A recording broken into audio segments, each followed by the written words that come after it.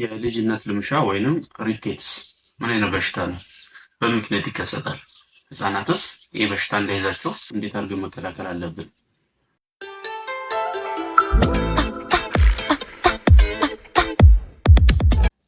ሰላም ሰላም ዩቲዩብ ቤተሰቦች እንዴት ናችሁ? እንደምን ቆይታችኋል? እንኳን ወደ ንቃተ ጤና የዩቲዩብ ቻናል በስራ መጣችሁ። ዛሬ እንግዲህ የምናየው ስለ ሪኬትስ ወይንም ስለ ልጅነት ልምሻ ተብሎ ስለሚጠራው በሽታ ይሆናል። ቪዲዮውን እስከ መጨረሻው ተመልከቱት፣ ታተርፉበታላችሁ፣ እውቀትንም ትጨብጡበታላችሁ። አዲስ ከሆናችሁ ሰብስክራይብ አድርጉ፣ እንዲሁም የቆያችሁ ከሆናችሁ ደግሞ ላይክ እና ሼር እንዳይረሳ።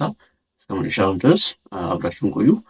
ሪኬትስ ወይንም የልጅነት ልምሻ የሚለውን መጀመሪያ እንየው። ምን አይነት በሽታ ነው ስንል ይሄ በቪታሚን ዲ እጥረት የሚከሰት እና የህፃናት የአጥንት እድገትን እንዲዛባ ወይም እንዲቀንስ የሚያደርግ በሽታ ነው። የህፃናት አጥንት ትክክለኛ ቅርጹን እንዳይሄድ እንዳይዝና እንዳያድግ እንዲሁም የጥንካሬ መጠኑ እንዲላላ ወይም እንዲቀንስና እንዲሳሳ በማድረግ ለተለያዩ የጎንዮሽ ጉዳቶች ህፃናትን የሚዳርግ በሽታ ነው። የልጅነት ልምሻ በሽታ ዋነኛው ምንጩ ዋነኛው ምክንያቱ ቀደም ብዬ እንደነገርኳችሁ የቪታሚን ዲ እጥረት ነው። ቪታሚን ዲ ለአጥንት ምን ይሰራል ካል ቪታሚን ዲ ይሄ ለአጥንት የሚያስፈልጉ ማዕድናት አሉ። ለካልሲየም የመሳሰሉ አጥንት ቅርጹንና ይዘቱን ጠብቆ እንዲኖር ወይንም የእድገት ደረጃው በተስተካከለ መንገድ እንዲሄድ የሚያደርጉ እንደ ካልሲየም የመሳሰሉ የተለያዩ ማዕድናት አሉ። እነኛም ማዕድናት ደም ውስጥ በመሸከም ወይም ኬሪ በማድረግ ለአጥንት የሚያቀርብ የቪታሚን አይነት ነው፣ ቪታሚን ዲ ማለት ነው። ስለዚህ የቪታሚን ከሌለ የአጥንታችን በበቂ ደረጃ የህፃናት አጥንት በበቂ ደረጃ የሚያስፈልጉትን እነኝን ሚነራሎች ወይም እነኝን ማዕድናት አያገኝም። በዛ ምክንያት አጥንት የእድገት መጠኑ ይዛባል ወይም የእድገት መጠኑ ይቀንሳል፣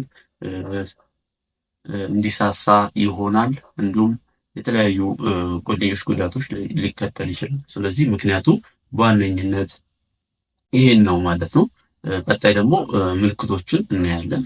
ምልክቶቹ የሚሆኑት የመጀመሪያው ምልክት ክራኒዮታይፕስ ተብሎ በሕክምና የሚጠራው ወይንም የህፃናት የራስ ቅል መሰርጎድ ወይም የህፃናት የራስ ቅል ሲነካ ወደ ውስጥ ይሰርጉዳል። ይሄ የልጅነት ልምሻ የያዛቸው ልጆች ራስ ቅላቸው ሲነካ ወይም ጭንቅላታቸው ሲነካ ወደ ውስጥ የመሰርጎድ ጸባይ ካለው ይሄ አንዱ ምልክት ነው። ሌላው ደግሞ የራስ ቅል ቅርጽ አራት ማዕዘን ወይም ሳጥን መምሰል። ራስ ቅል ቅርጻቸው ብዙ ጊዜ የህፃናት ሞላላ ነው። ነገር ግን ይሄ በሽታ ያለባቸው ህፃናት የያዛቸው ህፃናት የራስ ቅላቸው የሆነ ሳጥን ወይንም የአራት ማዕዘን ያለው ቅርጽ እንዲኖረው ይሆናል ማለት ነው። ሌላው ደግሞ ጥርስ ቶሎ አለማብቀል ነው። በእነዚህ በቪታሚን ዲ እጥረት ምክንያት ጥርሳቸው ቶሎ አይበቅሉም። ቢያንስ አሁን አንድ ልጅ እስከ 9 ወር ድረስ ግዴታ ጥርስ ማብቀል አለበት። ከዛ ካለፈ ከዓመት በላይ ምንም ጥርስ ካላበቀለ ይሄ አንዱ የሪኬትስ ወይንም የልጅነት ልምሻ በሽታ ነው። እንዲሁም የጎን አጥንት መሰርጎድ ነው። ይሄ የጎድን አጥንት አለ በታች በኩል ወይም ወደ መጨረሻ ያለው የጎድን አጥንት ወደ ውስጥ የሚሰርጉድ ከሆነ አንዱ ምልክት ነው። ሌላው ደግሞ የዳሌ አጥንት ቅርጽ ማጣት። ይሄ በጎን በኩል ያለው የዳሌ አጥንት ወይም ፔልቪክ ቦን የምንለው የተዛባ ቅርጽ ይኖረዋል። ለመራመድም ሊቸግራቸው ለእንቅስቃሴም ሊቸገሩ ይችላሉ ማለት ነው። ይሄ ሪኬትስ ወይም የልጅነት ልምሻ በሽታ ያለባቸው ማለት ነው። እንግዲህ እነኝህን ምልክቶች በብዛት የሚታዩት በመጀመሪያ ዓመት መጨረሻ ነው ማለት የአንደኛ ዓመት መጨረሻቸው ላይ እና ሁለተኛ ዓመት እድሜያቸው ላይ ህፃናት ላይ በብዛት ይታያሉ ማለት ነው። ስለዚህ እነኝህ ምልክቶች ከታዩ የቪታሚን ዲ እጥረት ስለሆነ ወደ ሕክምና ሊወሰዱ ይገባል። እንዲሁም ደግሞ ፀሐይ ልናሞቃቸው ይገባል። አንዱ ምክንያቱም በቂ የሆነ የፀሐይ ሙቀት አለማግኘት ስለሆነ ነው። ምርመራው ወይንም እንዴት ይታወቃል ካል ዋነኛ ምልክቶቹ ናቸው።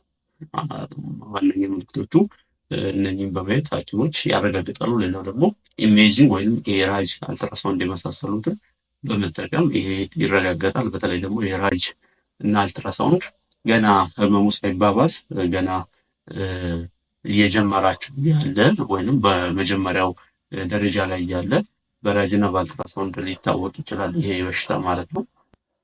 ስለዚህ በዛ ደረጃ ላይ ቶሎ ከታከመ ቶሎ የቪታሚን ዲ እጥረቱ ከተቀረፈ ወይም የፀሐይ ብርሃን እጥረቱ ከተቀረፈላቸው ተከታይ የሆኑ ጉዳቶች ላይመጡ ይችላሉ ማለት ነው። ስለዚህ ምርመራው ይሄንን ይመስላል ማለት ነው። ሕክምናውስ የሚለውን ደግሞ እናያለን ማለት ነው። ህክምናው የፀሐይ ብርሃን በቂ የሆነ ፀሐይ ብርሃን እንዲያገኙ ማድረግ የመጀመሪያ ህክምና። መታወቅ ያለበት ነገር ልጆችን ፀሐይ ብርሃን ጠዋት በሚመቱበት ጊዜ በምናስመታበት ጊዜ የሚደረጉ አንዳንድ የተሳሳቱ ነገሮች አሉ። ከዛ ውስጥ አንዱ ምንድን ነው? ህፃናትን ቅባት መቀባት የለባቸው። በውጭ ወጥቶ ፀሐይ በሚሞቁበት ጊዜ ቅባት መቀባት የለባቸው። ምክንያቱም ያ ቅባት ፀሐይ ውስጥ ያለውን አልትራቫዮሌት የሚባለው ጨረር በተገቢ መንገድ ወደ ሰውነቱ ወደ ህፃኑ ሰውነት እንዳይገባ ያደርጋል። እዛው መጥቶ በመያዝ የሚፈለገው ከፀሐይ ምን ሆኖ አልትራቫዮሌት ሬይ የምትባል ጨረር አለ። እሱ ጨረር ነው የሚፈለገው። ያ ጨረር ህፃናት ውስጥ ያለው ቆዳቸው ውስጥ ያለ ኮሌስትሮል ጋር በመዋሃድ ነው ያ ኮሌስትሮል ወደ ቪታሚን ዲ የሚለወጠው። ስለዚህ ህፃናት የሚያስፈልጋቸው ይሄ አልትራቫዮሌት ሬይ ወይም አልትራቫዮሌት ጨረር የሚባለው ከፀሐይ ብርሃን ውስጥ የሚመጣው ስለሆነ ቅባት በምንቀባ ጊዜ ሰውነታቸው ላይ ይህን ጨረር ሰውነታቸው ላይ የተቀባነው ቅባት መጦ ወደ ሰውነታቸው እንዳይገባ ላያደርግ ይችላል።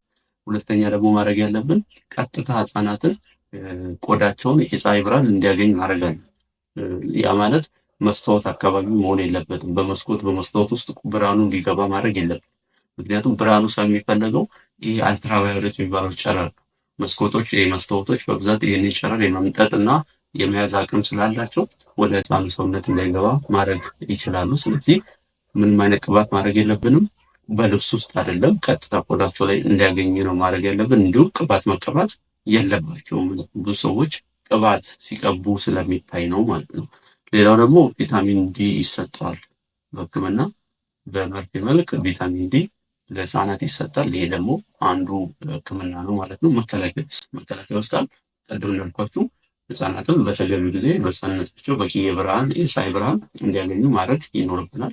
ቅባት ሳንቀባ ወይም በመስታወት ውስጥ አልፎ ሰውነታቸውን እንዲያገኝ ሳናደርግ ራቁታቸውን እንዳሉ ወይም ምንም ልብስ ሳይለብሱ ቀጥታ የፀሐይ ብርሃን እንዲያገኛችሁ ማድረግ ግን ይሄ አንዱ እና ዋነኛው የመከላከያ መጠን ነው፣ የመከላከያ መንገድ ነው። እንዲሁም ደግሞ እርጉዝ እናቶችን በቂ ፀሐይ ማግኘት ይኖርባቸዋል ለልጃቸው ሲባል ማለት ነው። ምክንያቱም እናቶች ውስጥ የሚኖረው የቪታሚን ዲ መጠን ወደ ልጅ ስለሚሄድ እናቶችም በእርግዝና ጊዜ በቂ የፀሐይ ብርሃን ማግኘት አለባቸው። እንዲሁም ቪታሚን ዲ ያላቸው ምግቦች በተገቢ መንገድ መመገብ አለባቸው።